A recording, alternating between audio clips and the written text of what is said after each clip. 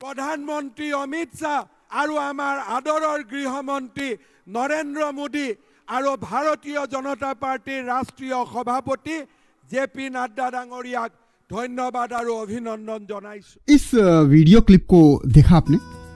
शायद पहले भी देखा होगा। थोड़ी हंसी वाली बात तो जरूर है, लेकिन इसके पीछे एक सियासी राज छिपा हुआ है। वो कहानी, वो राज जो इस क्लिप के पीछे है, आपको शायद ना पता हो। आइए जान लेते हैं जल्दी से। पहली बात, भरूच में उत्कर्ष समारोह के दौरान प्रधानमंत्री नरेंद्र मोदी ने जो कहा, उसका मतलब है कोई सपने न देखे। 2024 क्या, उसके बाद भी देश का प्रधानमंत्री मैं बना रहूंगा। आखिर मोदी जी ने ऐसा क्यों कहा, वो बिना किसी के पूछे या सवाल उठाए? वे आजीवन प्रधानमंत्री रहेंगे ऐसा अधिकतर लोग मान चुके हैं।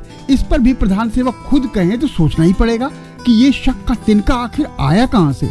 खासकर इसलिए क्योंकि मोदी जी अपने भाषणों में शब्दों, किस्सों, कहानियों, उदाहरणों का बहुत सोच समझ करके चुनाव करते हैं। देश में वो कहावत बहुत मशहूर है ना, मोदी जी ने कहा है तो कुछ सोच समझ करके ही कहा होगा। गुजरात का भरूच मुसलमान बहुल है, फिर भी 2024 के बाद भी प्रधानमंत्री रहूंगा, ये संदेश उनके लिए तो नहीं रहा होगा। तो 2024 के बाद भी पीएम बने रहने की बात उन्होंने बिना संदर्भ के, बिना किसी के पूछे क्यों कहा, किससे कहा? क्या विपक्षियों से, विरोधियों से, या फिर अपनी ही पार्टी के कुछ लोगों से? मोदी जी ने ऐसा इसी समय क्यों कहा? इस समय, इस बयान की, इस उल्लेख की आखिर जरूरत क्या थी?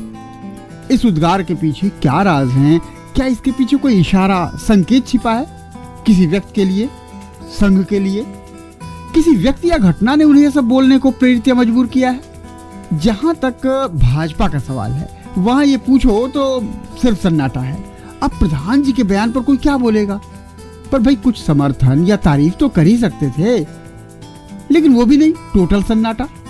हम बताते हैं मोदी जी के इस बयान के पीछे संदर्भ क्या था, कॉन्टेक्स्ट क्या था, कारण क्या था, बयान का राज और इसका मंतव्य क्या है, कौन लोग और कौन सी घटना इसके पीछे है।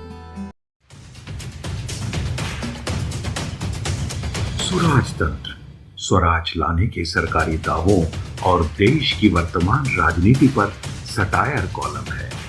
हिंदुस्तानियम पर इसे पेश कर रहे हैं प्रमोद कुमार। प्रधानमंत्री मोदी ने भरूच में जो कहा वो एक किस्से के बहाने।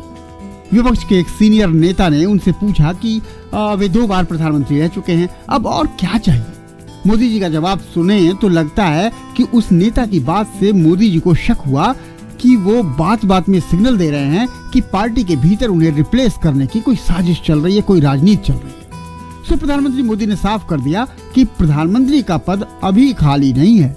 कोई अभी से इसका सपना न देखे कि अगला प्रधानमंत्री कौन होगा।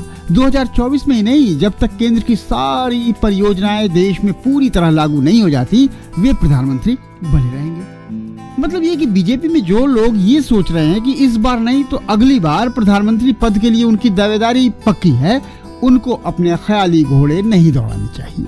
75 साल की उम्र के बाद मंत्रिमंडल में न रहने की प्रथा की परवाह मोदी जी को नहीं है।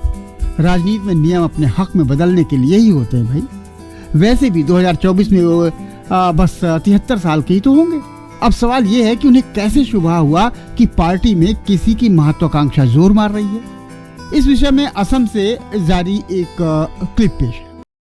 प्रधानमंत्री अमित शाह और आमार आदरर गृहमंत्री नरेंद्र मोदी और भारतीय जनता पार्टीर राष्ट्रीय सभापति जेपी नड्डा डांगरियाक धन्यवाद और अभिनंदन। देखा आपने, मुख्यमंत्री हेमंता ने एक सार्वजनिक भाषण में अमित शाह को देश का प्रधानमंत्री और मोदी जी को गृहमंत्री बताया। चलिए, जुबान फिसल जाती है, मगर जब जेपी नड्डा का नाम आया तो उनसे कोई गलती नहीं हुई, उन्हें भाजपा अध्यक्ष ही बताया। नहीं ध्यान दे पाए? एक बार फिर सुनते हैं ध्यान से।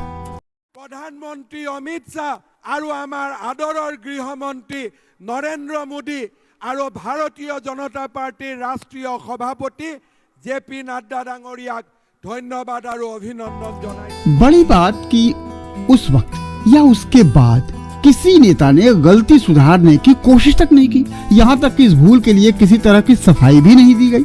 कायदे से मुख्यमंत्री की तरफ से ये सफाई आ जानी चाहिए थी, पर नहीं आई। क्या प्रधान जी के रुतबे जलवाओ जलाल में कोई कमी आ गई है क्या? छानबीन से पता चला कि जब राज्य में सोनोवाल मुख्यमंत्री थे तो कई कार्यक्रमों में जानबूझकर भाषण देने वाले सोनोवाल की मौजूदगी में ही हेमंता को मुख्यमंत्री बता जाते। कहने वाले कहते हैं कि हेमंता पर गृह मंत्री अमित शाह का वरदहस्त था, वे मुख्यमंत्री बनना चाहते थे, हेमंता मुख्यमंत्री बन भी गए। जब असम से इस तरह की बात हुई और सफाई भी नहीं दी गई तो हो सकता है कि प्रधानमंत्री ने ये बात नोटिस की हो। हेमंता ने किसी वरदहस्त के नीचे जानबूझकर ये कहा हो, तो किसी षड्यंत्र को देखते ही उन्होंने ये साफ कर दिया कि जो लोग ये सपना देख रहे हैं वे सचेत हो जाएं कि कोई और नहीं बल्कि वे ही अगले प्रधानमंत्री होंगे। मोदी के बाद कौन? तो सिर्फ मोदी। तो जो लोग अगले प्रधानमंत्री के लिए अमित शाह, नितिन गडकरी, योगी आदित्यनाथ के नामों की अटकलें लगा रहे हैं, उन्हें तो इस बयान से सीख मिल ही जानी चाहिए और लगे हाथ विपक्षियों और विरोधियों के मंसूबे भी पस्त हो जाएंगे। इससे वाकई मोदी जी दूरदर्शी नेता हैं, वे जो कहते हैं सोच समझ करके ही कहते हैं। तो स्वराज तंत्र में बस इतना ही।